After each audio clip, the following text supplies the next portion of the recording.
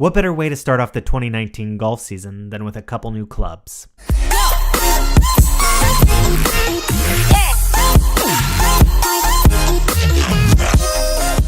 What's going on, guys? Welcome back to another episode of Knockstiff Golf. I'm Kyle. I'm just a fellow golf addict that happens to live in Anchorage, Alaska. When I'm not out on the course playing golf, you're going to find me right here talking about it. So last year I did a little bit of a what's in the bag for the current setup that I was playing at the moment. Now a few of those clubs have changed, I've added a few, and I've just kind of changed some of the things that I'm always carrying in my bag now. At the end of last year, I kind of did a 2018 what's in the bag, and that was just my current setup that I had, everything that was in the bag, what kind of bag I had, just kind of the general what I'm using currently. Well, a few of those have got some upgrades, so I figured what better time than now to go over those, because I'm going to be getting in my first few real holes of golf this year, probably this weekend. This is what I'll be taking into the 2019 season. So first off, we'll just briefly go through what I've already had in the bag and what I've been using for a little while now. And we'll start with the putter. So the putter is the Odyssey 7S. And so I've really loved this shape of the putter. Right now I'm rocking a Flatso 2.0 grip. The weight in the handle, the Super Stroke, and it's a 50-gram weight right now. And so I have this thing cut down to about 33.5 inches. I don't know why. I've always preferred kind of a shorter putter. I've always preferred having my arms extended when I'm putting. Just maybe it's from watching Phil Mickelson putt all the time. He seems to have his arms very much extended. That's not necessarily a new addition, but it's still one of my favorite clubs in the bag. So next we move on to the irons. The irons haven't changed at all yet.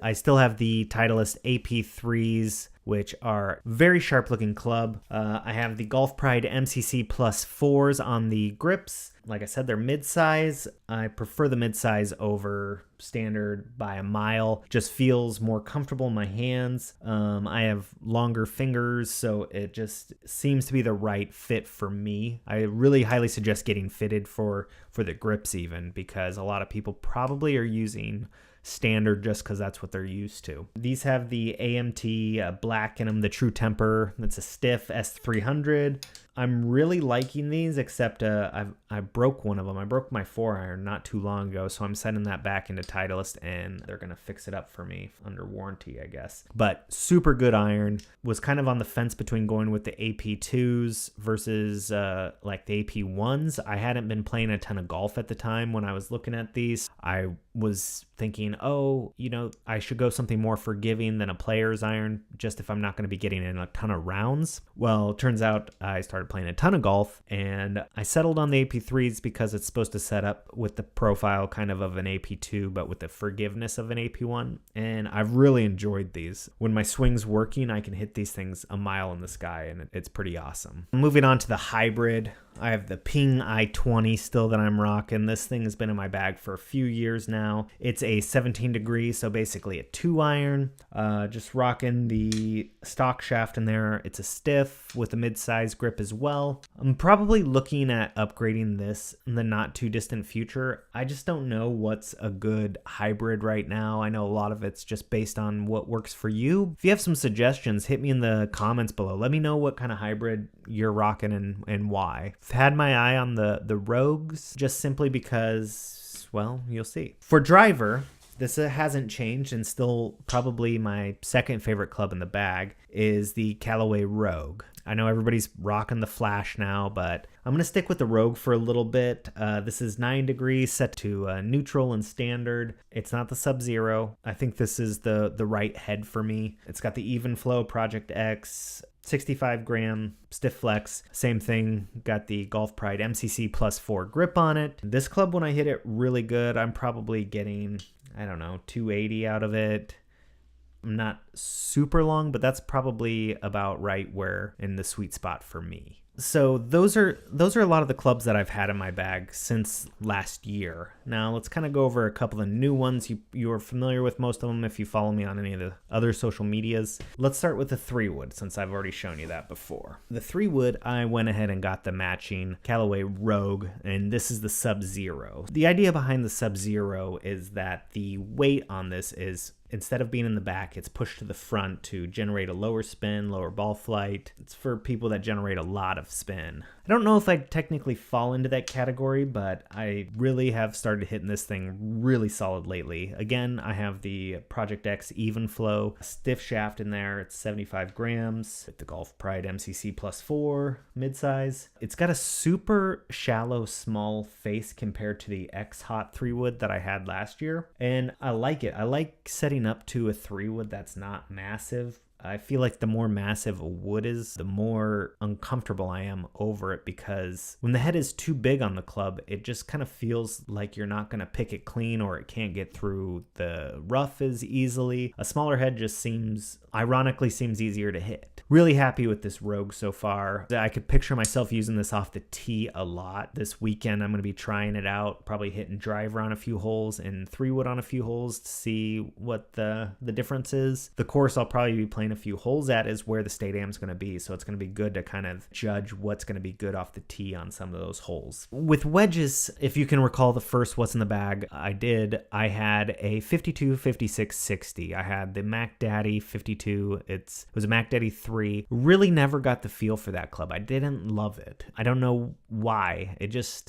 It could have been the loft on it, just was kind of in a gap that I never used. And then I had the 56, which was an X Forge Callaway that I've had for a few years. That one was okay, but my favorite was the Phil Mickelson Grind Wedge. I had the first edition, and that was my favorite club, and I did a trick shot at the range the other day, and my buddy was juggling a ball, passed it over to me, and I tried to hit it out of midair, and I hit it right off the hosel and busted it. I'm still going to fix that one up, I think, but let's take a look at what I got now. So I went ahead and I added the 48 degree AP3. So the AP3s, if you know anything about them, run very strong. I believe the pitching wedge stock is 43 degrees, so somewhere closer to a 9 iron, an 8.5 iron. So I added their gap wedge, which is 48 degrees, so pretty much a standard old school pitching wedge. I did that for a reason, because I only wanted to carry 2 wedges this year, or 2 specific wedges. The 52, 56, 60 just wasn't working for me in gapping, because the pitching wedge I hit about 135, and my 52 I never could seem to really get that beyond 105, maybe 110. Like I said, I just never got comfortable with that club, and I never liked hitting full shots with it. So adding this 48 degree, I've just now added a club that hits at about 120, which was a big gap in my wedges, and that's a big scoring opportunity that I was missing out on by not having that club. I was trying to get creative with choking down on my pitching wedge and hitting knockdowns, which is really great to do when you're trying to add more shots to your arsenal, but I never had a consistent 120-ish club. This 48 degree is going to solve that for me, which brings me to my 2 new favorite clubs. Now I'll show you one at a time. So this is a 54 degree new Callaway PM grind. It's 54 degrees with 14 degrees of bounce. It's got the KBS High Rev 2.0 shaft in it. These things are beautiful. It's got the high toe on it, so you have the ability to lay these things wide open. Just standing over these gives me so much confidence. I love them. I love the head design. I love everything about them. So then you can move on to the 60, which you can guess is the same thing. This one is a 60 degree with 12 degrees of bounce. Same shaft, the KBS High Rev 2.0, and all of my clubs have the Golf Pride MCC Plus 4 grip on them. This is currently my setup of clubs right now. I'm really happy with how this is going to come into the season. The only club that I would say that I'm lacking some confidence is the hybrid, and that's probably because I'm looking at replacing it. Other than that, I'm feeling really good about this season with the sticks in my bag. Now it's just about utilizing them and playing my best.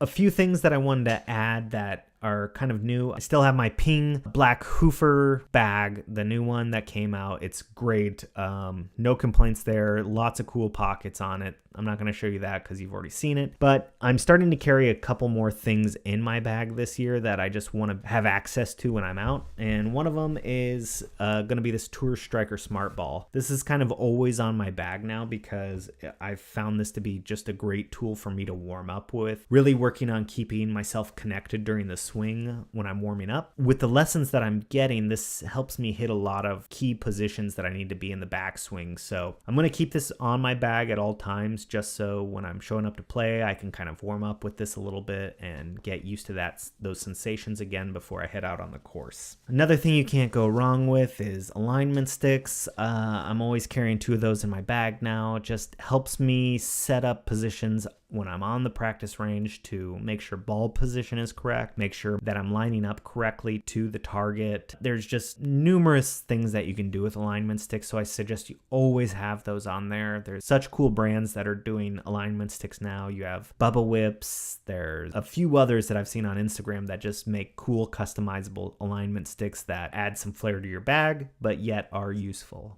One of the last things that's in my bag that I've just added is, as you guys probably have figured out, is the putt out. I just did a video on this about how I think this is probably one of the best putting training aids out there right now, maybe in terms of just training aids for golf. Absolutely loving this thing. I've showed a few guys that I play in league nights with over the winter this thing. They tried it out. They were digging it. They're probably going to buy one too. Like I said, it comes in this carrying case, so I can just slide this into my big pocket of my bag. It stays relatively flat, so I can just pull this out when I'm practicing or when I'm prepping for a round, throw down the mirror, throw down the gate, and just be able to work on those gate drills that I've been doing in my living room and hopefully get my putting up to a point before the round starts where I'm feeling very comfortable and very confident with my stroke. So guys, I know that's a rundown of everything that's in my bag. I didn't go through everything I have in there again because a lot of it hasn't changed. Just a few of the clubs and a few of the tools that I'm using. I'd really love to see what you guys are using. Let me know what drivers, woods, irons, putters, wedges, everything. I love to hear gear that you guys are using, why you're using it,